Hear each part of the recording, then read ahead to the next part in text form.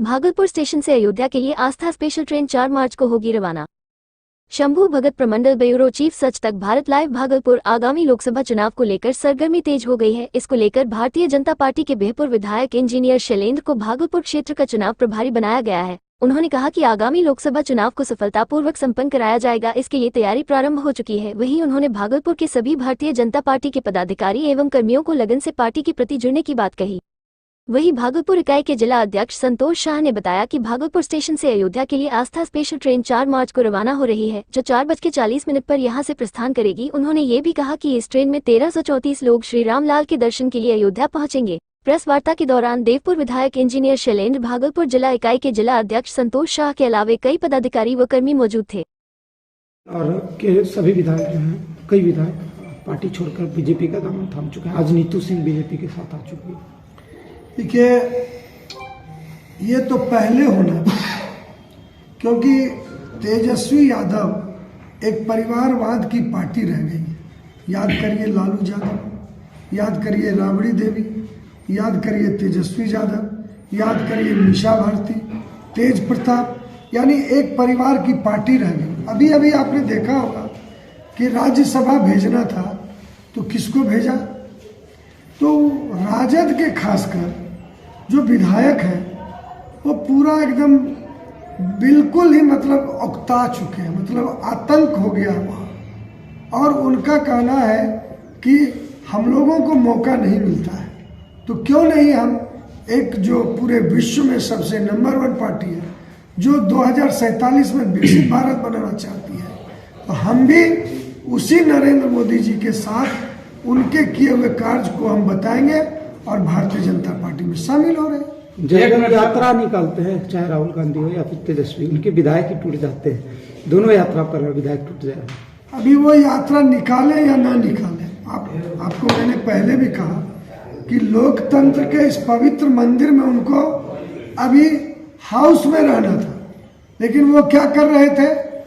वो पूरे बिहार में जिस नीतीश जी को गाली देते थकते नहीं थे, उस नीतीश जी के साथ वो गठबंधन किए, अपना ग्राफ बढ़ाए।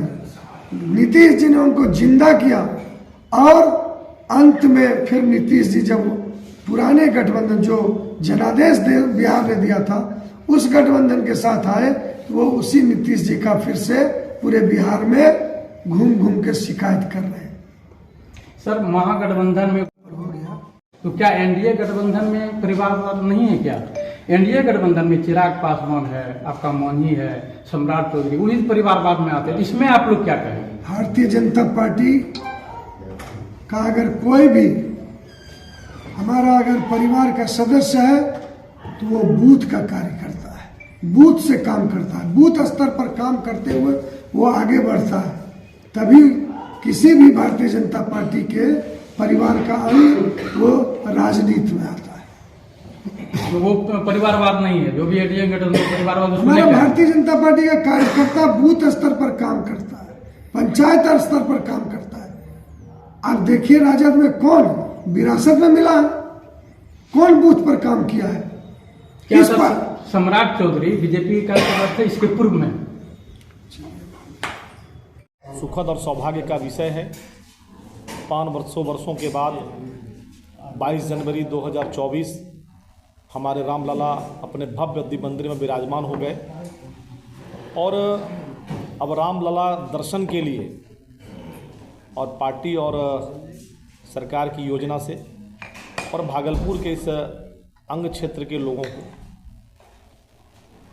आस्था स्पेशल ट्रेन जो 4 मार्च को हम सबों को लेकर अयोध्या जाएगी, और वह ट्रेन जो है यहाँ से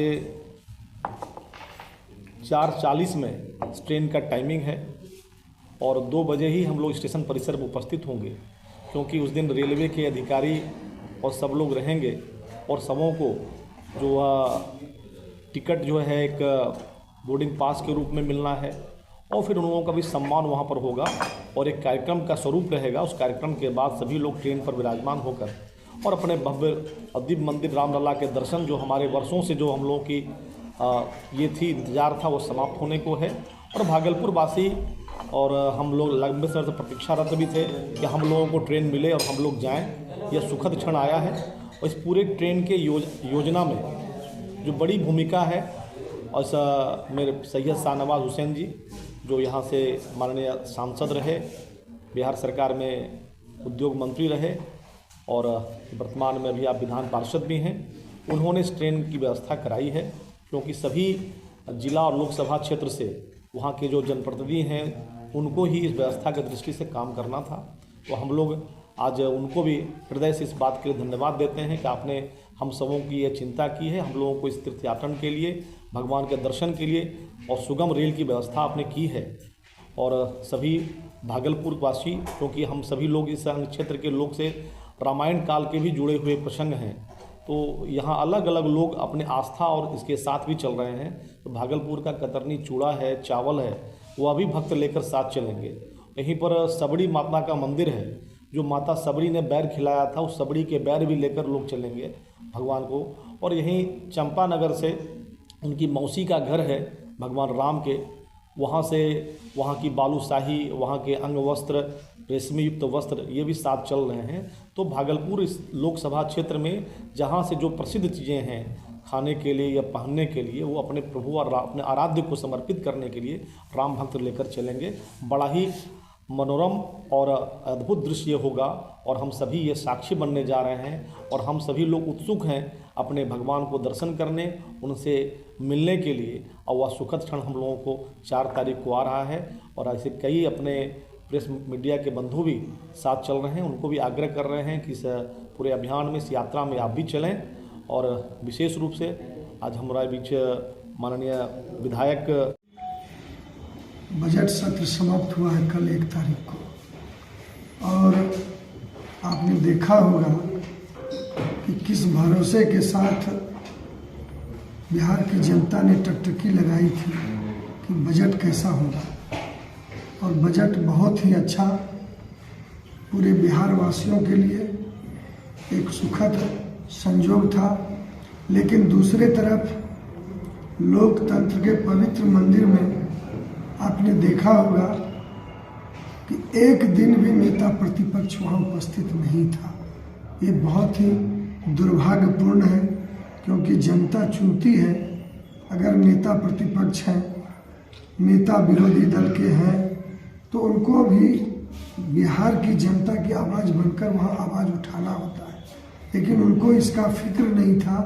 उनको केवल अपना परिवार फिर से कैसे मुख्यमंत्री बने, इसके लिए वो पूरे बिहार घूम रहे थे। दूसरी तरफ अब हमारा चौखट पर लोकसभा चुनाव है।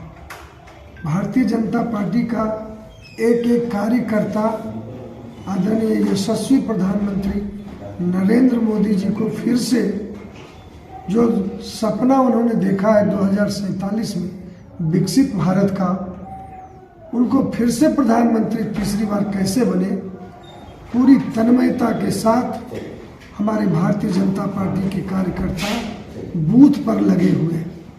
आज मैं तो बीरपुर विधानसभा का विधायक हूँ, लेकिन प्रांत के निर्देश के अनुसार अलग से भी चिंता हमको भागलपुर विधानसभा का करना है। सत्र समाप्त होने के बाद तुरंत मैं अपने अध्यक्ष संतोष जी से बात किया कि हम अपने भागलपुर विधानसभा के चारों मंडल अध्यक्ष और महामंत्री और योगेश जी हैं, सारे लोग, जो आलोक जी हैं, दिलीप निराला जी हैं, लाभार्थी के प्रमुख हैं, सभी कोई के साथ हम आज यहाँ बैठक किए।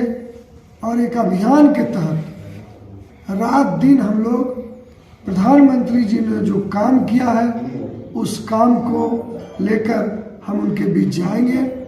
और प्रधानमंत्री जी ने कहा है कि मेरा प्रणाम कहिएगा, क्योंकि मैं सब जगह तो जा नहीं सकता हूँ, लेकिन मैं आपको प्रणाम करता हूँ। और ये प्रणाम का माध्यम हमारे कार्यकर्ता जाएंगे और वहाँ पर उस लाभार्थी को कहेंगे कि यशस्वी प्रधानमंत्री ने आपको प्रणाम कहने के लिए कहा है। इतना ही कार्यक्रम था। बहुत बहुत